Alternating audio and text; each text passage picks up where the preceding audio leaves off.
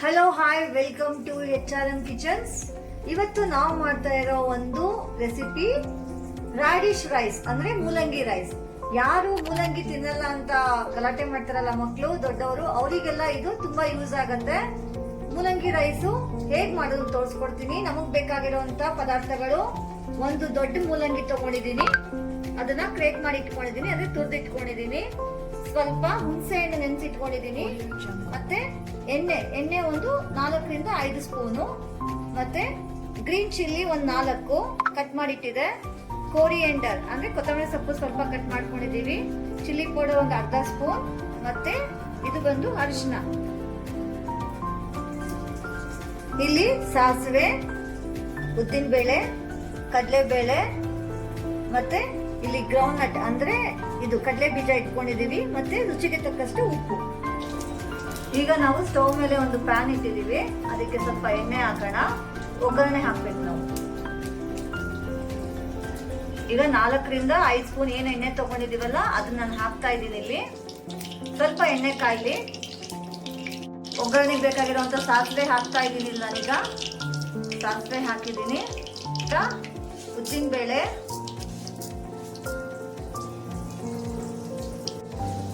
ಕಡಲೆಬೇಳೆ, ಮತ್ತೆ ಇದು ಗ್ರೌಂಡ್ ನಟ್ ಕಡಲೆಕಾಯಿ ಬೀಜ ಹಾಕಿ ಚೆನ್ನಾಗಿ ಹುರಿಬೇಕೀಗ. ಇದು ಸ್ವಲ್ಪ ಕೆಂಪಗಾಗಬೇಕು. ಸ್ವಲ್ಪ ಕೆಂಪಗಾದ್ಮೇಲೆ ನಾವು ಮೆಣಸಿನ್ಕಾಯಿ ಎಲ್ಲ ಹಾಕೋಣ. ಈಗ ಕೆಂಪಗಾಗಿದೆ, ಇದಕ್ಕೆ ನಾವು ಹಸಿಮೆಣಸಿನ್ಕಾಯಿ ಹಾಕೋಣ. 1/4 ಸ್ಪೂನ್ ಅರಿಶಿನ ತಗೊಂಡಿದ್ದೀವಿ, ಅದನ್ನು ಹಾಕೋಣ. ಅದಾಗಿದೆ. ನಾವು ಏನ್ ಕ್ರೇಟ್ ಮಾಡ್ಕೊಂಡಿದೀವಲ್ಲ ಮೂಲಂಗಿನ ಇಲ್ಲಿಗೆ ಹಾಕ್ತಾ ಇದ್ದೀನಿ ನಾನು. ಮೂಲಂಗಿನ ಚೆನ್ನಾಗಿ ಬಾಡಿಸ್ಬೇಕು. ಹಸಿ ವಾಸನೆ ಹೋಗೋವರೆಗೂ ಚೆನ್ನಾಗಿ ನಾವು ಎಣ್ಣೆನಲ್ಲಿ ಬಾಡಿಸ್ಬೇಕು. ಈಗ ಒಂಚೂರು ಉಪ್ಪು ಹಾಕೋಣ. ಇದಕ್ಕೆ ಸ್ವಲ್ಪ ಚೆನ್ನಾಗಿ ಬೇಗ ಬೇಯುತ್ತೆ. ಒಂದು 2-3 ನಿಮಿಷ ಇದನ್ನ ಮುಚ್ಚಿಟ್ಬಿಡೋಣ. ಇಂಗು ಹಾಕಿದೀವಿ. ಇಲ್ಲಿ ನಾವು ಏನ್ ಚಿಲ್ಲಿ ಪೌಡರ್ ಇಟ್ಕೊಂಡಿದ್ವಲ್ಲ ಅದನ್ನು ಕೂಡ ಹಾಕ್ತಾ ಇದ್ದೀನಿ ಇದಕ್ಕೆ. ಈಗ ಸ್ವಲ್ಪ ಚೆನ್ನಾಗಿ ಮಿಕ್ಸ್ ಮಾಡೋಣ. ಎಲ್ಲ ಸರಿಯಾಗಿ ಹೊಂದ್ಕೋಬೇಕು. 1 ನಿಮಿಷದ ನಂತರ ಈಗ ಚೆನ್ನಾಗೆಲ್ಲ ಹೊಂದ್ಕೊಂಡಿದೆ. ಇದಕ್ಕೆ ನಾವು ಹುಣಸೆ ಹಣ್ಣು ಏನ್ ನೆನ್ಸಿಟ್ಟಿದೀವಿ ಅದು ನೀರ್ನ ಹಾಕೋಣ. ಈಗ ಹುಣಸೆ ಹಣ್ಣು ನೀರು ಅದು ಹುಳಿ ಸ್ವಲ್ಪ ಸೇರಿದ್ರೆ ಚೆನ್ನಾಗಿರುತ್ತೆ. ಮತ್ತೆ ನಿಮ್ಗೆ ಇದು ರಾಡಿಶ್ ರೈಸ್ ತರ ಕಾಣಿಸೋದೇ ಇಲ್ಲ. ಜಸ್ಟ್ ನಿಮ್ಗೆ ಏನ್ ಅನ್ಸುತ್ತೆ ಅಂತಂದ್ರೆ ನಾವು ಪುಳಿಯೋಗರೆ ತಿಂತಾ ಇದೀವಿ ಅನ್ನೋಂತ ಒಂದು ಫೀಲ್ ಕೊಡುತ್ತೆ. ಇದು ಸ್ವಲ್ಪ ಚೆನ್ನಾಗಿ ಕುದಿಬೇಕು, ಚೆನ್ನಾಗಿ ಹೊಂದ್ಕೋಬೇಕು. ಹಾಗಾಗಿ 2 ನಿಮಿಷ ಇದನ್ನ ಮುಚ್ಚಿ ಇಡೋಣ.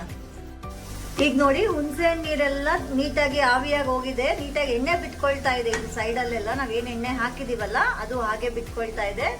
ಈಗ ಇದು ಅನ್ನ ಕಲ್ಸಕ್ಕೆ ರೆಡಿ ಇದೆ. ಈಗ ನಾವು ಒಂದು 200 ಗ್ರಾಮ್ ಅಷ್ಟು ಅಕ್ಕಿ ತಗೊಂಡು ಅನ್ನ ಮಾಡ್ಕೊಂಡಿದೀವಿ. ಆ ಒಂದು ಅನ್ನನ ಇದಕ್ಕೆ ರೈಸ್ ನ ಹಾಕ್ತಾ ಇದೀವಿ ಕಲ್ಸಕ್ಕೆ. ನಾವು ರಾಡಿಶ್ ಬೇಯಕ್ಕೆ ಎಷ್ಟು ಉಪ್ಪು ಬೇಕಿತ್ತು ಅಷ್ಟು ಮಾತ್ರ ಹಾಕಿದ್ವಿ. ಈಗ ಅನ್ನಕ್ಕೆ ಸ್ವಲ್ಪ ಉಪ್ಪು ಹಾಕ್ಬೇಕಾಗತ್ತೆ ನಾವು ಕಲ್ಸ್ಬೇಕಾದ್ರೆ. ಸೊ ಒಂದು ಅರ್ಧ ಸ್ಪೂನ್ ಅಷ್ಟು ಉಪ್ಪನ್ನ ನಾನು ಹಾಕ್ತಾ ಇದ್ದೀನಿ. ಅದ್ರ ಜೊತೆಗೆ ನಾವು ಹೆಚ್ಚಿಟ್ಕೊಂಡಿದ್ವಲ್ಲ ಕೊತ್ತಂಬರಿ ಸೊಪ್ಪು ಅದನ್ನ ಕೂಡ ಹಾಕ್ತಾ ಇದ್ದೀನಿ. ಈಗ ನಮ್ಮ ರಾಡಿಶ್ ರೈಸ್ ರೆಡಿ ಇದೆ ಸರ್ವ್ ಮಾಡಕ್ಕೆ. ಬನ್ನಿ ಸರ್ವ್ ಮಾಡೋಣ. ತಿನ್ನಕ್ಕೆ ರೆಡಿ ಇದೆ. ನೀವು ಕೂಡ ಮನೇಲಿ ಮಾಡ್ಕೊಳ್ಳಿ. ಟೇಸ್ಟ್ ಹೇಗಿತ್ತು ಅಂತ ಕಮೆಂಟ್ ಮಾಡೋದನ್ನ ಮರಿಬೇಡಿ. ಜೊತೆಗೆ ಲೈಕ್ ಮಾಡಿ, ಶೇರ್ ಮಾಡಿ, ಸಬ್ಸ್ಕ್ರೈಬ್ ಮಾಡಿ. Thank you for watching.